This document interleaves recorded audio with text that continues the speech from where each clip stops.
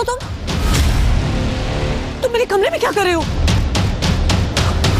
तुमने मेरे साथ क्या किया? वो भी इस हाल में तुम्हारी हिम्मत कैसी हुई? हो कौन तुम?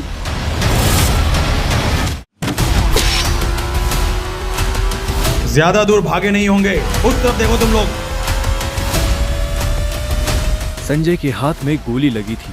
वो और अभिनव रात के अंधेरे में एक पतली सी गली में छुपे हुए थे। अच्छा बेटा, जल्दी बाहर आ जाओ।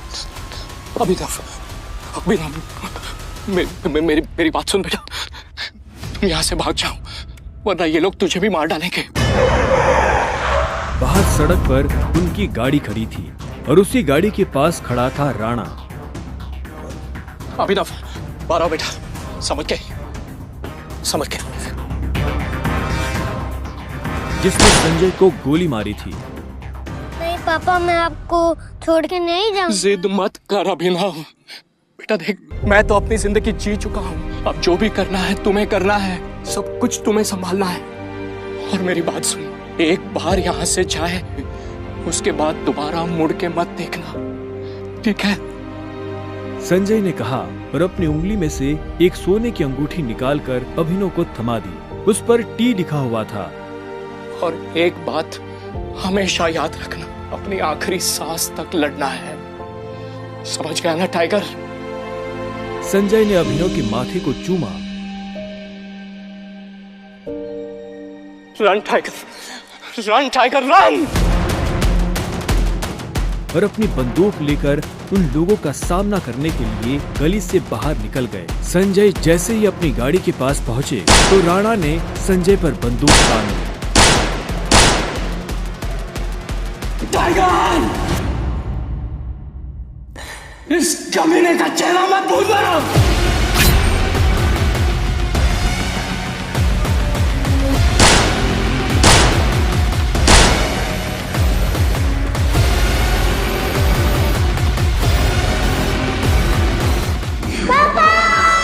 अभिनव चिल्लाया और अचानक से उसकी नींद खुल गई।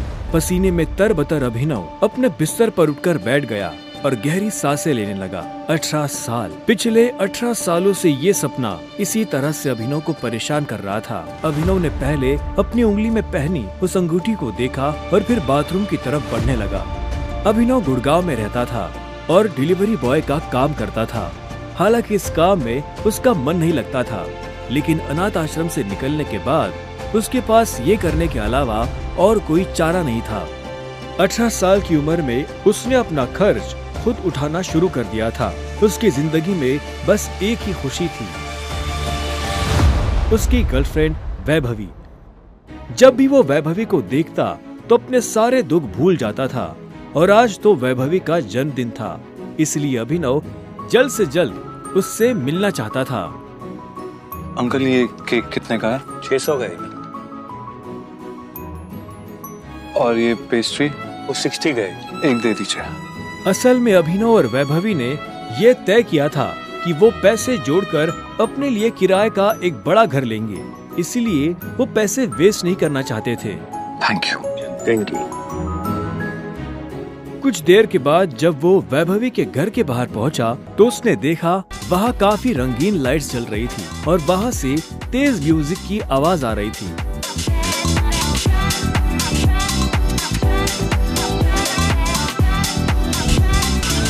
वैभवी, ये सब क्या है? ये कौन है वैभवी? देख नहीं रही है, डिलीवरी बॉय है। पर हम तो केक मंगवा चुके थे ना, फिर तूने पेस्ट्री क्यों मंगवाई? ओह, याद आया, ये तो वही डिलीवरी बॉय है ना जिसको तू डेट कर रही थी।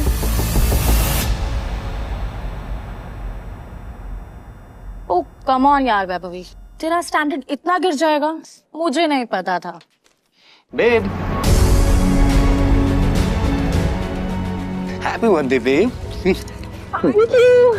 अभिनव देवेन को अच्छी तरह से जानता था। वो एक बड़े बाप का लड़का था और हर वक्त वैभवी के आसपास मंडराता रहता था। देवेन को यहाँ देखते ही अभिनव का दिमाग खराब हो गया। उसके हाथ में एक बड़ा सा गिफ्ट था। उसके आगे अभिनव के हाथ में लटकी पेस्ट्री की थैली कुछ भी नहीं लग रही थी। मेरी वैभवी को छूने की तेरी हिम्मत कैसे? Stop it. दोस्तों, तुम लोगों को मेरे ऊपर डाउट था ना, मेरे स्टैंडर्ड्स पर डाउट था। अब बताती हूँ मेरे स्टैंडर्ड्स क्या है। मैं तुमसे ब्रेकअप कर रही हूँ। और नहीं तो क्या, बेचारी कब तक तुझ जैसे गरीब के साथ ऐसी आधी पेस्ट्री खाती रहेगी। साला तेरी हिम्मत कैसे? तेरी तो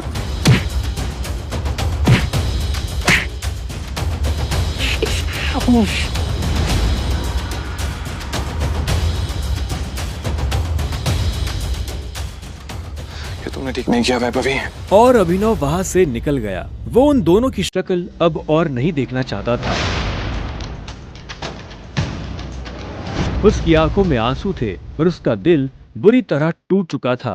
हर घूंट के साथ उसकी आंखों के सामने वो दृश्य आ रहा था जिसमें देवेन वैभवी के गालों को चूम रहा था।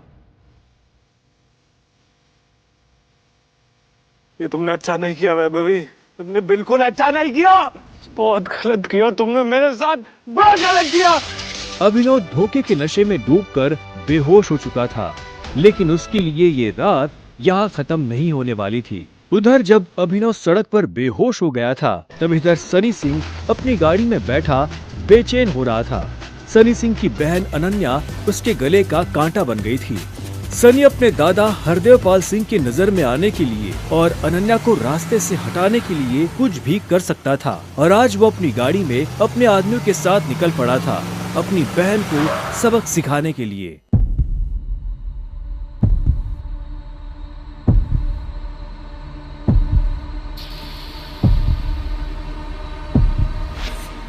जल्दी करो, गाड़ी में डालो इसे।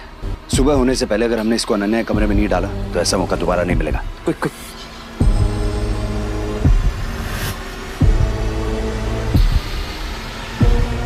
सनी के आदमी अभिनव को उठाकर सीधा रूम नंबर 409 में घुस गए।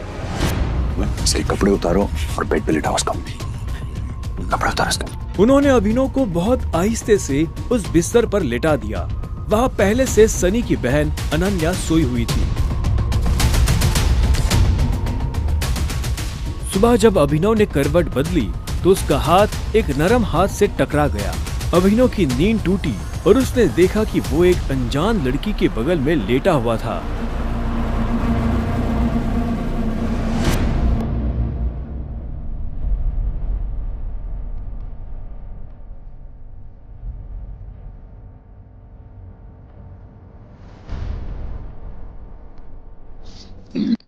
कौन हो तुम?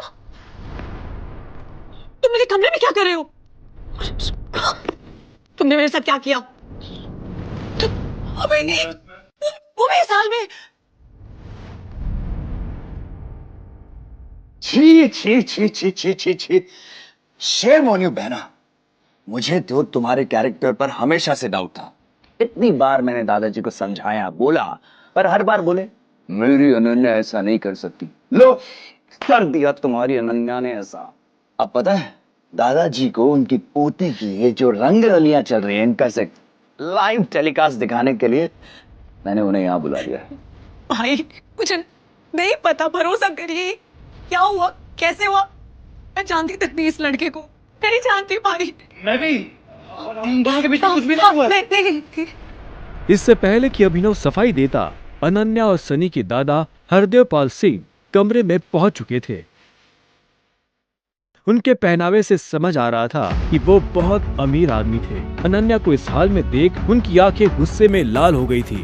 मुझे तुमसे ये उम्मीद नहीं थी। दादाजी, आप जैसा सोच रहे वैसा बिल्कुल नहीं है। अनन्या, तुम्हें अच्छे से नियम पता थे, फिर भी तुमने सारे नियम तोड़ दिए। नहीं दादाजी, नहीं। और तू? जब अभिनव की नजर हरदेव से मिली तो उसे लगा कि वो अपनी आंखों के सामने मौत देख रहा है। तूने मेरी पोती के साथ रात गुजारी है ना, आज से हमारे परिवार के कानून के हिसाब से तू सिंह परिवार का दामाद है। क्या? उन दोनों के बीच में लेकिन कुछ हुआ ही नहीं है। दादाजी, कुछ नहीं हुआ है। कुछ नहीं किया ना तुम दोनों ने, तो क्या ये था?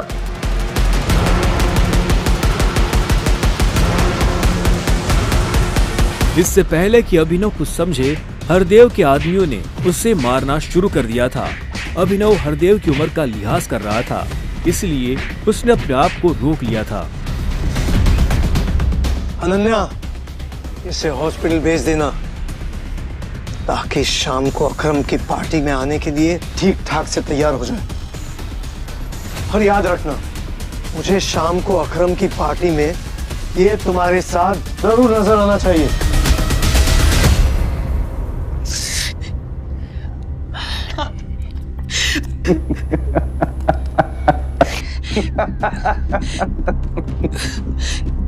क्यों मेरी जिंदगी बर्बाद कर दी तुमने? क्यों? अभिनव के पास इस सवाल का कोई जवाब नहीं था।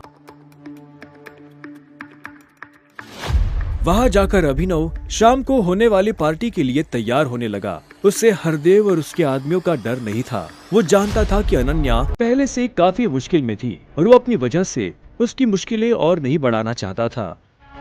अभिनव के पास ले देकर सिर्फ एक ब्लेजर था, वो भी उसके पापा का। वो जगह जगह से फटा और उधड़ा हुआ था, लेकिन जब अभिनव ने उसे पहना तो उसकी खूबसूरती ने ब्लेजर की सारी कमियां ढक दी। अभिनव का अंदाजा सही था, अनन्या का घर काफी बड़ा था। वो एक अमीर परिवार की लड़की थी। जितना अभिनव महीने का कमाता था, उतने की अनन्या ने सैंडल्स पहनी हुई थी।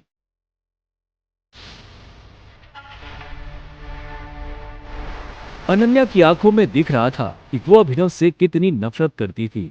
अभिनव भी पार्टी में इतने बड़े लोगों के बीच जाने से घबरा रहा था। उसी घबराहट में उसने कब अपने पापा की अंगूठी को उंगली में गोल गोल घुमाना शुरू कर दिया, उसे पता ही नहीं चला।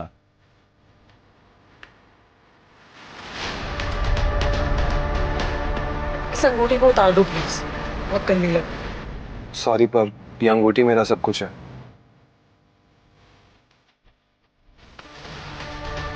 अकरम का घर किले जैसा था, जिसके चारों तरफ बाउंसर्स बंदूकें लिए खड़े थे।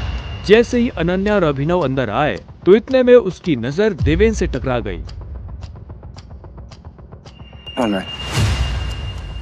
तू यहाँ क्या कर रहा है साले? अनन्या पागल हो गई हो तुम? इस सड़क छाप में ऐसा क्या देख लिया? किससे शादी कर ली? जुबान संभाल के बात कर, नहीं तो क्या कर लेगा तू? बोलना, क्या कर लेगा? देवेन भी तैश में आ गया। अभिनव उसके ऊपर हाथ उठाने ही वाला था। इतने में उन दोनों का झगड़ा देख पार्टी का ऑर्गेनाइजर अकरम वहां पहुंच चुका था। क्या हो रहा है यहाँ?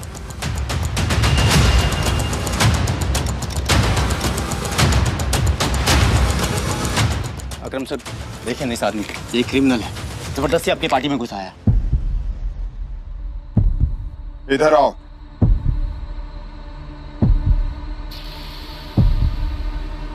कौन हो तुम और यहाँ कैसे आए? एक्चुअली ये मेरे पति है। अकरम को अनन्या की बात पर विश्वास नहीं हुआ। तुम इस पार्टी में इनवाइटेड नहीं हो। इससे पहले कि मैं पुलिस को बुलाऊं, चले जाओ यहाँ से। Thank you Akram sir. Ananya, तुम भी इससे दूर रहो, साला गरीब कहीं का। रुको। अकरम भागते हुए अभिनव के पास गया और उसकी अंगूठी को देखने लगा। मुझे तुमसे कुछ जरूरी बात करनी है, अकेले में। अच्छा, चलो। अकरम ने कहा और अभिनव का हाथ पकड़कर उसे अपने साथ अंदर ले जाने लगा। अनन्या, देवेन, सनी और पार्टी में मौजूद बाकी लोग ये देख हैरान हो गए थे।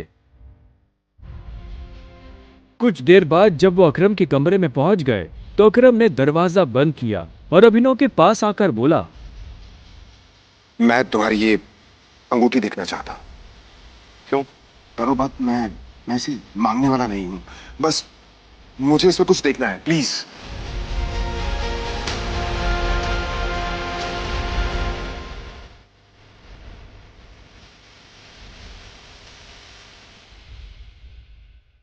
टाइगर?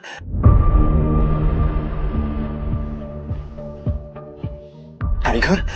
अभिनव ने अकरम के मुंह से ये शब्द सुना तो वो हैरान हो गया। उसे अचानक से अपने पिता के वो आखिरी शब्द याद आ गए जो उन्होंने अभिनव से विदा लेते हुए कह दिए थे। Run tiger run.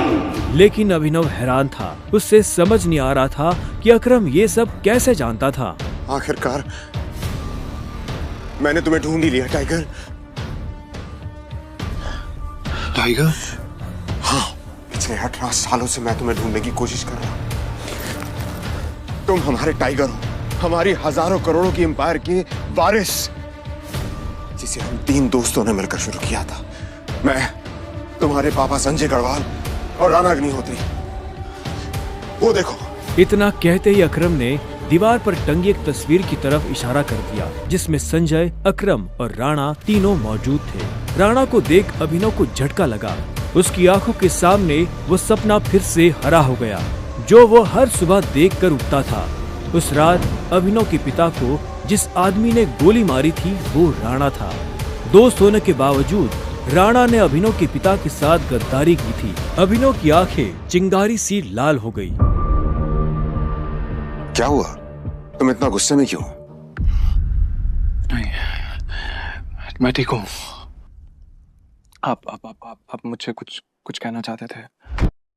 हाँ, तो मैं तुम्हें हमारी कंपनी द माफिया किंग के बारे में कुछ बताने वाला था, जिसे हम 3 दोस्तों ने मिलकर खड़ा किया था।